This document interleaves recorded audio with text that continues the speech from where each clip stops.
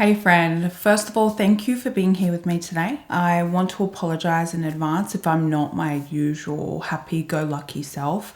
This story I have for you today it's really tough. Researching it was really hard and I just can't comprehend how anyone could commit this kind of crime, especially towards children, you know, having 3 of them myself. While I'm on the topic, if domestic abuse or violence against children affects your mental health, please tap out now and I'll see you next week. My name is Tana Kingi, and this is our safe space to talk true crime while I do my makeup at the same time, with new videos every Tuesday. Warning, viewer discretion is advised. For those of you that are still here now, hi, I'm Tana. I talk true crime while I do my makeup at the same time. So if that's something you're into, then why don't you hit that like and that sub button for me so we can make this a regular catch up, because I post these videos on Tuesdays. Okay friend, as per usual, all the products that I use in today's look will be down in the description below. Some of you may have heard of this case before. If you have, you probably would have never forgotten about it because it's super traumatic. But this is the case of Hannah Clark. For us in Australia, this case was all over the news. Grief for a mother and her 3 children who were burnt to death in their car in Brisbane's east yesterday. It hit like a punch in the gut when I first heard of it. It's a story that makes you want to look away and block your ears. It's almost too hard to tell. But I'm going to tell it in the best way I can for Hannah to spread awareness. So today we're going to explore Hannah Clark's life and how a loving mum ended up in such a horrific situation. By understanding what happened, we can learn how to spot the early signs of domestic violence. Maybe we'll be able to even help someone that we know who's going through something similar. So let's look at this heartbreaking story and see what we can learn to educate one another. Please, if you have any additional comments on this case, please leave them in the comments below. Hopefully your comment may help somebody going through a DV experience. So this story begins in sunny Brisbane, Australia. A baby girl was born and her parents, Susanna and Lloyd Clark, named her Hannah. From day one, Hannah's bursting with energy, growing up with her younger brother Nat in a childhood filled with laughter and sunshine. Hannah was a natural athlete, especially on the trampoline. The girl could bounce and flip like a pro, representing her school in competitions. But Hannah wasn't just about sports. She had a smile that could light up a room, radiating energy and positivity. After school, Hannah became a gym teacher at PCYC in Kendall, teaching trampoline classes and running vacation care for kids. She was great with children, always patient and kind. Hannah was also into CrossFit, showing serious dedication that would make the rest of us feel lazy just thinking about it. By the age of 20, Hannah had her whole life ahead of her. She was fit, happy, and ready for whatever adventure came her way. Working with kids, staying active, surrounded by friends and family, it seemed like Hannah had it all figured out. But little did she know, her biggest challenge was just around the corner. One regular sunny Brisbane day, Hannah meets someone who's about to change her life forever. His name, Rowan Baxter. He's an ex-Warriors rugby player and works as a boxing instructor. Now Rowan, being much older than Hannah, already has a kid from a previous relationship. And when I say much older, I'm talking 11 years older. Now, that age gap might raise some eyebrows, but Hannah probably didn't see it as a big deal because she was really mature for her age and the two seemed to get along and share the same interests. Now, Hannah starts falling hard for Rowan. They start dating and everything seems perfect. Fast forward to 2012 and they're tying the knot. Hannah's probably thought she was living her happily ever after. Over the next few years, Hannah and Rowan have 3 beautiful children, Aaliyah, Liana, and Trey. From the outside, it looks like they've got it all. A happy marriage, adorable kids, a shared passion for fitness. But my friend, this is where our story takes a dark turn. Remember how I said Hannah's biggest challenge was just around the corner? Well, this is it. Because behind closed doors, things weren't as picture perfect as they seemed. Hannah's social media was made up of those perfect family posts. Her feed showed beautiful, smart kids smiling at the camera, her husband by her side, family vacations in exotic places, birthday parties with Pinterest-worthy decorations, and those cute, candid family moments. Anyone who didn't know Hannah would look at her page and believe that it painted a picture-perfect family life. And Hannah, she was crushing it. Working hard, staying fit, still being the amazing, engaged mother. You know, the kinds of mums that you see and think, dang, they have it all sorted. But I reckon I've touched on this multiple times in my videos. Social media is like smokes and mirrors. It shows you something that looks real, but it's actually just fog, good lighting. It's messed up. Those smiling photos, they were actually hiding some serious issues in the Baxter family's foundation. It's wild how someone can look so put together online while their world is falling apart behind the scenes, isn't it? Now, Rowan didn't just wake up one day and become a different person. His changes were sneaky, like a shadow creeping across the floor. A comment here, a controlling behavior there. His manipulation started small and got bigger over time. So slowly that Hannah might not have even noticed it at first. That's the scary thing about domestic abuse. It doesn't always start with a bang. Sometimes it's quiet, getting louder until it's screaming in your face. You might be thinking, but Hannah was strong. She was fit, smart, had friends and family. How could someone like that end up in an abusive situation? But that's the thing about abuse. It doesn't care who you are. It can happen to anyone, no matter how tough or smart or loved they are. Rowan's control over Hannah, it was next level sneaky. This wasn't just about being physically stronger, it was psychological. Emotional, the kind of abuse that messes with your head, makes you doubt everything you know, and makes you think maybe you're the crazy one, and you start to gaslight yourself, questioning your own reality. It's really sad to think, isn't it? One minute you could be posting happy family pics and then dealing with this twisted manipulation the next. It's like Hannah was living two completely different lives. One for the world to see and one hidden behind closed doors. And that's what makes this case so disturbing. It shows how easy it is for abuse to hide in plain sight, even when someone looks like they have it all together on the outside. Now, Rowan's controlling behavior started to get really intense. He didn't want Hannah wearing shorts or pink, saying they were too childish or attracted too much attention. And I know it sounds ridiculous, right? But that's how it all starts.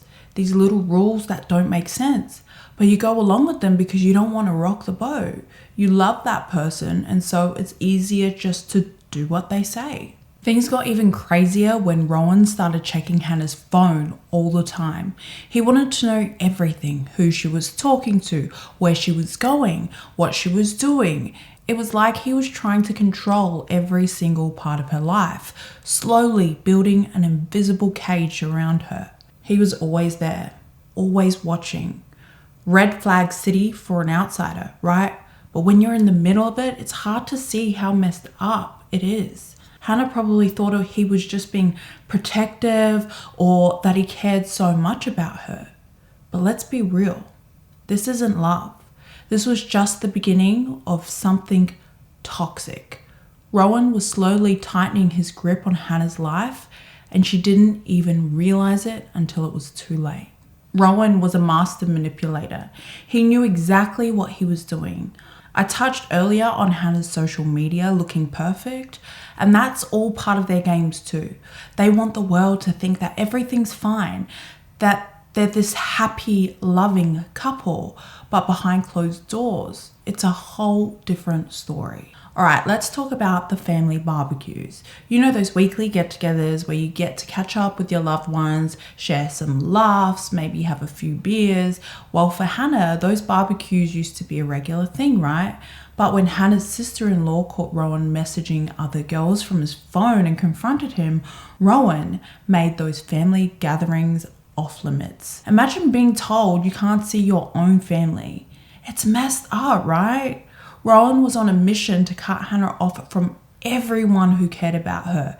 He built this invisible wall around her brick by brick until she was completely isolated. This is messed up. Even on Mother's Day, Hannah only got to spend a few hours with her own mother because Rowan insisted that she spend the rest of the day honoring his deceased mother. Okay, and don't get me started on what happened with Hannah's brother. Rowan borrowed his car and trashed it. We're talking over 30,000 kilometers without proper care.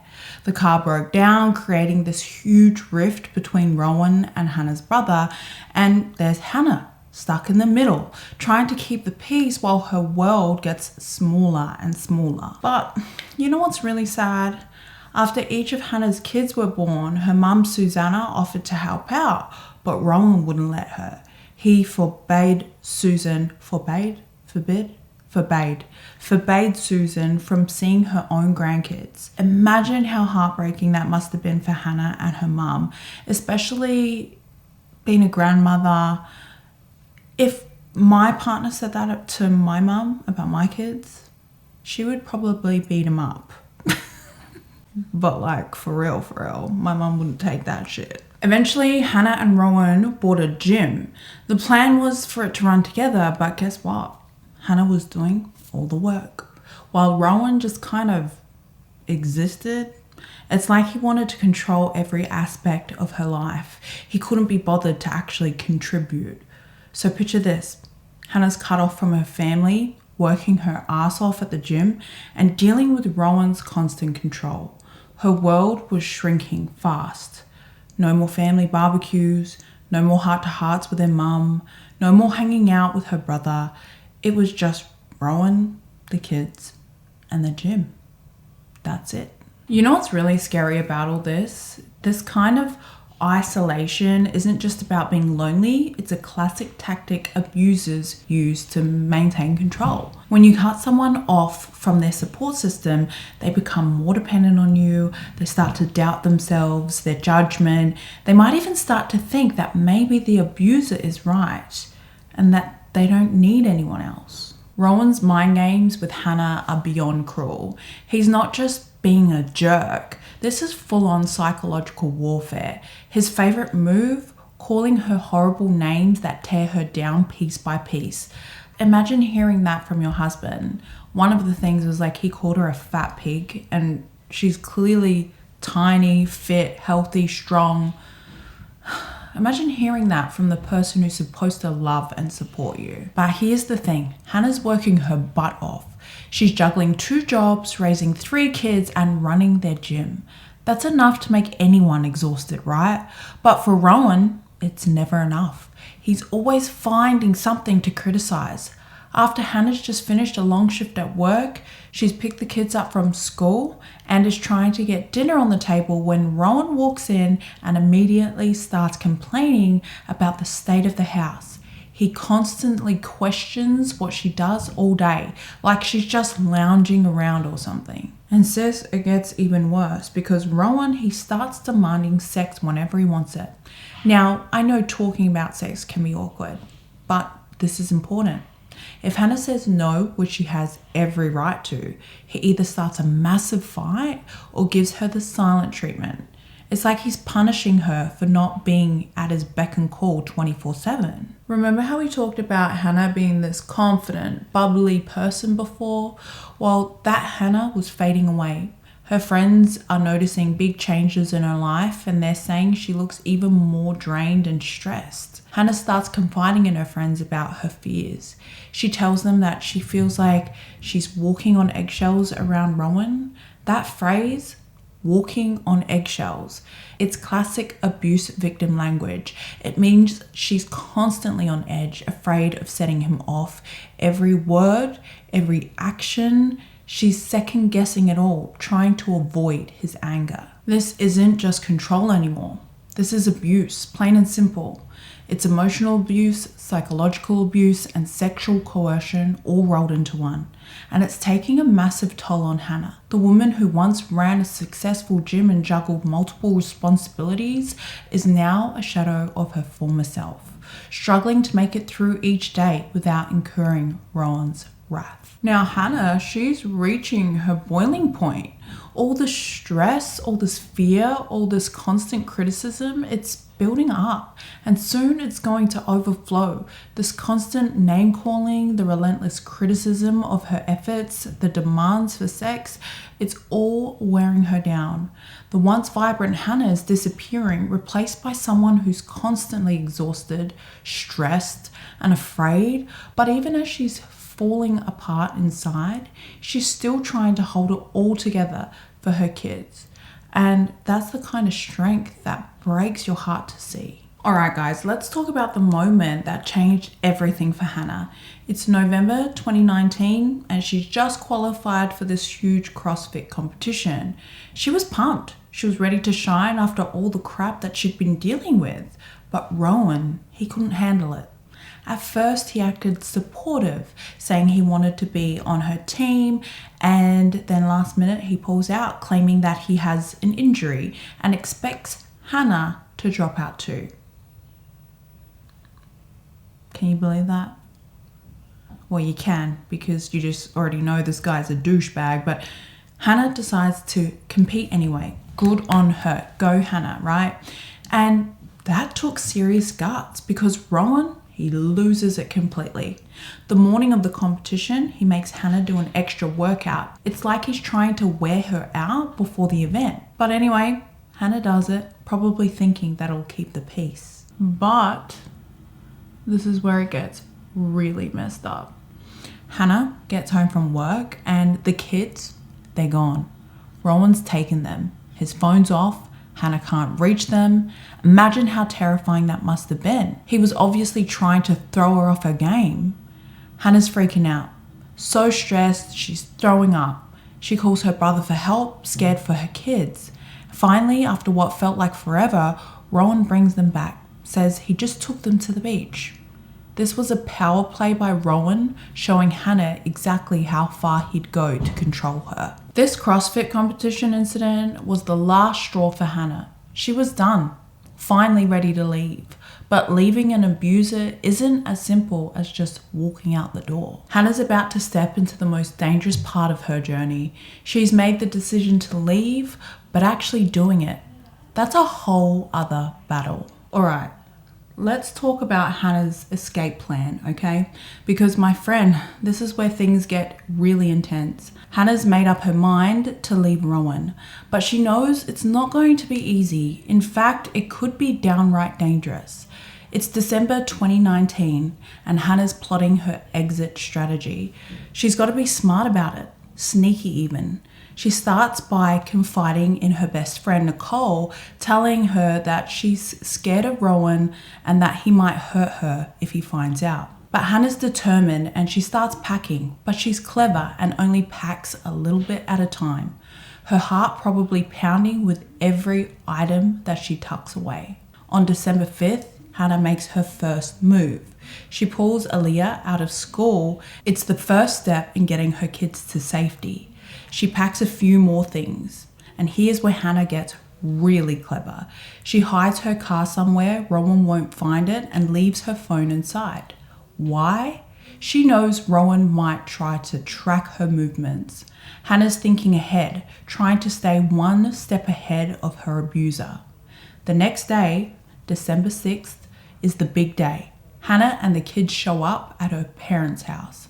Hannah's not done yet. She changes her number and she gets a new phone, erasing her digital footprint. She's trying to disappear from Rowan's radar completely. So Hannah's out. She's at her parents' house.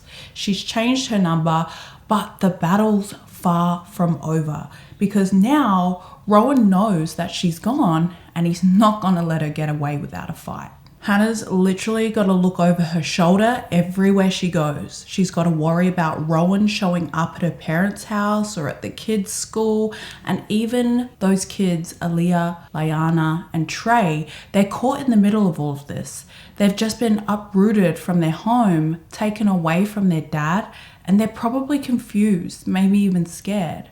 But here's the thing about Hannah. She's tough. She's made it this far and she's not about to give up now. She's got her kids to protect and she's going to do whatever it takes to keep them safe. Now, remember how controlling Rowan was when Hannah lived with him? Well, he's taking it to a whole new level now. He's calling Hannah's old phone nonstop, constantly, and relentlessly. But here's the twist. He's not just yelling anymore. He's begging her to come back, telling her that she's hurting the kids by keeping them away. It's like he's flipped a switch, going from controlling monster to playing the victim. Hannah's torn up about this. She doesn't want to hurt the kids, so she makes a decision that was probably a mistake. She agrees to meet with Rowan for dinner. I know, right? You're probably thinking, Hannah, no. But she's trying to do what's best for the kids, hoping that maybe Rowan's changed. But remember this, okay? Remember this. Abusers don't just change overnight. After dinner, Rowan shows up at Hannah's parents' house, crying and pleading. He's putting on this whole show about Hannah hurting the kids. And Hannah, she's conflicted, wanting to protect her kids, but not wanting to keep them from their dad. So Hannah lets Rowan see the kids sometimes, but Rowan's not playing fair. He starts bringing them home late and they're upset when they come back. Hannah's trying to set boundaries, but Rowan keeps pushing. It's like he's a toddler testing the limits, except he's a grown man who should know better. This isn't about the kids at all. It's about Rowan trying to regain control over Hannah. The kids are just pawns in his sick game. And Rowan, he's about to take things to a whole new level of scary. You see, one day he takes Liana out, hours go by, then a day, then two, no contact. Hannah's freaking out. And it turns out that Rowan had kidnapped Liana and kept her for 4 days. A doctor witnessed it and called the cops. But you know what the police did? Nothing. They said that it was a father's right to be with his kid. Hannah's doing everything right. She's left her abuser, she's trying to set boundaries, she's reaching out for help, but it's like she's screaming into a void. No one's listening, no one's helping. And all this time, Rowan's getting more unpredictable and more dangerous. All right, let's talk about what happened next in Hannah's story. Because sis, this is where things get really intense. It's January 2020 and Hannah's done playing nice. She's taken Rowan to court. Hannah gets a domestic violence order against Rowan, keeping him 100 meters away from her and the kids. The court sets up a parenting plan, giving Rowan visits every second weekend and a $360 monthly child support. But Rowan, he can't follow simple rules. When Rowan gets served with the order, he loses it. He's crying. He says he's done nothing wrong. Can you imagine? This guy who's been terrorizing Hannah for years is now playing the victim. This is the kind of shit that makes me want to just kung pao someone. And by someone, I mean Rowan. This story just makes me so angry. This man just makes me so angry. And you'll be able to, you'll see why. You will agree with me. I know you will. You probably already do. But I just want to... No, not really, but well, kind of. One time, Rowan grabs Hannah's wrist so hard that he sprains it. All because she took some photos from his car. Listen, right? He even tries to get an order against her. The audacity of this guy is just unreal. It is so important to know the signs of domestic abuse because you never know who might need help. It could be your neighbor, your co-worker, your best friend, and sometimes the person who needs help the most is the one who's trying the hardest to hide it. So we've talked about the warning signs of abuse, but nothing could prepare us for what happened on February 19th, 2020. Everything we've seen so far, it is just the beginning of something unimaginable. So the morning, it starts like any other. Hannah's getting the kids ready for school, probably thinking about lunches and homework. Just normal mum stuff, you know. Aaliyah might have been reading, Liana chattering away, and little Trey asking a million questions.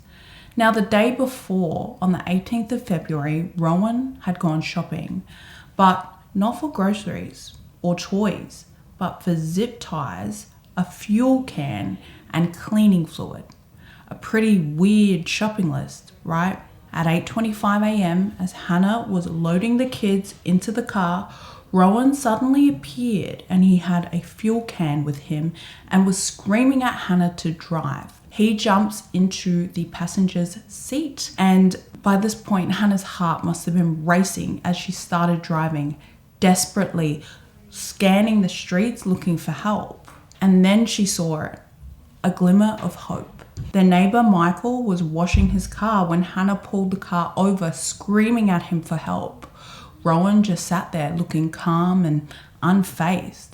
Call the police, he's going to kill me. He poured petrol on me and the kids. But sis, it's already too late. In a horrific moment, Rowan has doused them all in petrol. The kids, Hannah, himself, then he lit a match. The car exploded into flames. Michael, the neighbor, saw the whole thing. He tried to help, but the heat was just so intense, he could barely get close. Hannah managed to get out of the car, but her body was covered in 97% of burns. But she was still fighting. Even in agony, all she could say was, "I didn't save my kids. I couldn't save my kids." It's heartbreaking. Despite her injuries, Hannah was still trying to help, giving the police as much information as she could. Rowan got out of the car too, but instead of trying to put out the flames, he was stopping neighbors from helping the situation. Then, in a final act of violence, he grabbed a knife from the car and turned it on himself.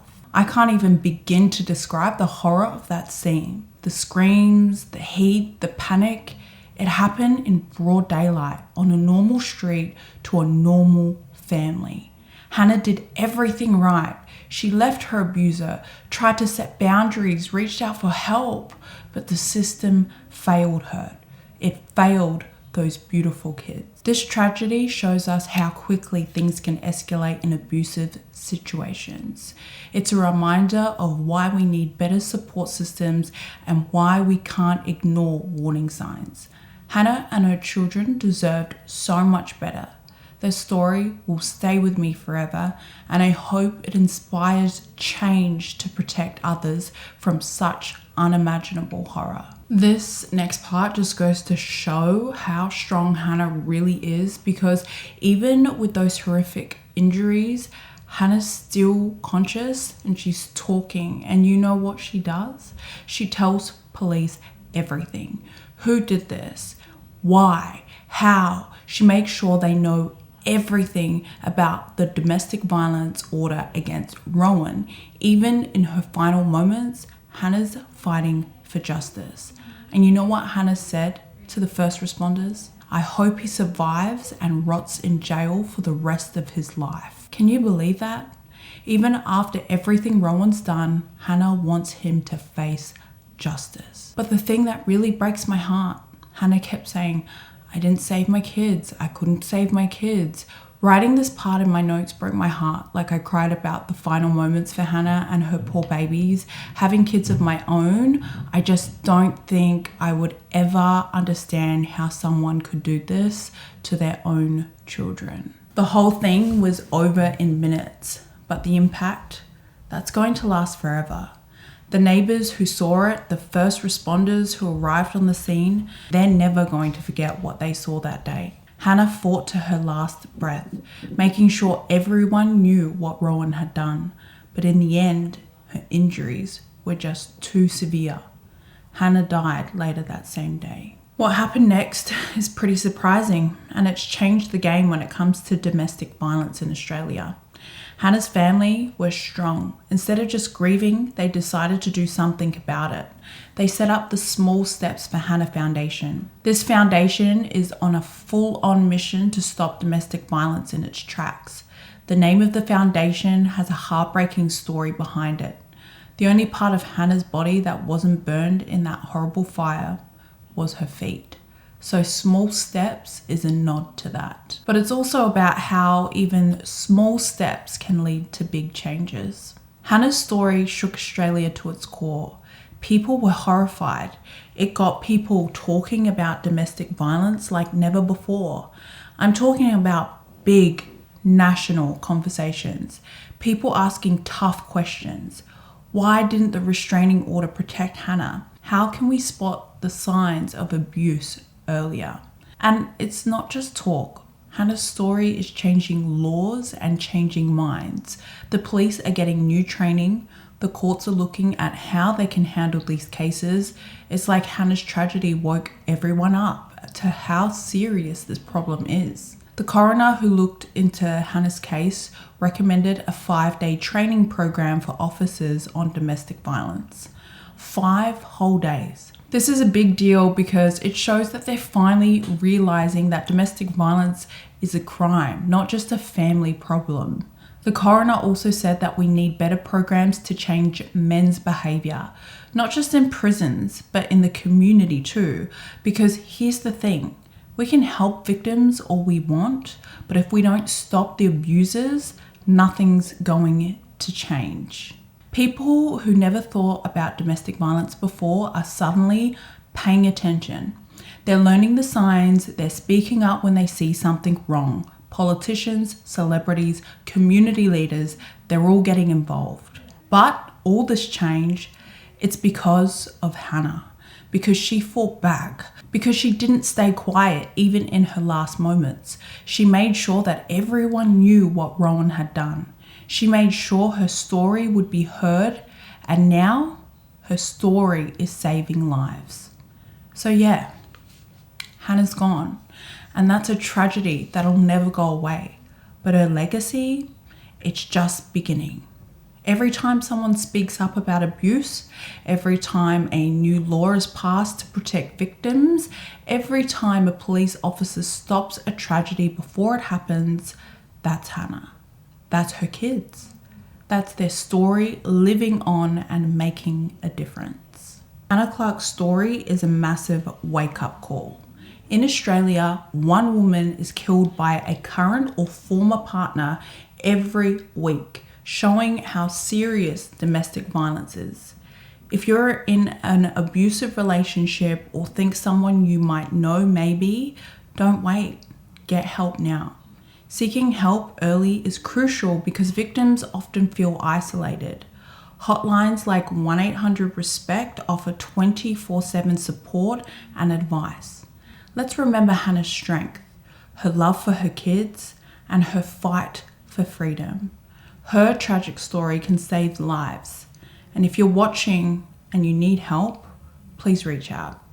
Hannah's legacy is our call to action, and together we can make a difference. Sorry to be a sad sap on this one, but honestly, this one just got me. It made me so sad, and every time I think about it, I just think of my children in that situation and how that must have felt, and I just can't I can't. I hope you enjoyed my company as much as I enjoyed yours. I always love hanging out with you. I love seeing your comments. It means the world to me, and I am forever grateful for your support and your love that you constantly show on my videos. If you like this video, please don't forget to hit that like button, and if you really liked it, then maybe you could hit the subscribe button so that we can hang out again. Also, I have a new social media account. It's Instagram at Secret Life of Tana. If you'd like to connect with me more there, feel free to go over there, hit the follow button, and we can hang out more, you know, communicate, talk, laugh. There's some funny videos on there. If you need something to cheer you up after this very sad video, head over there and yeah, we'll get chatting. But anyway, that's it from me, but I'll see you next Tuesday. Have a safe and happy week, and remember, you take care. Out on them streets, girl.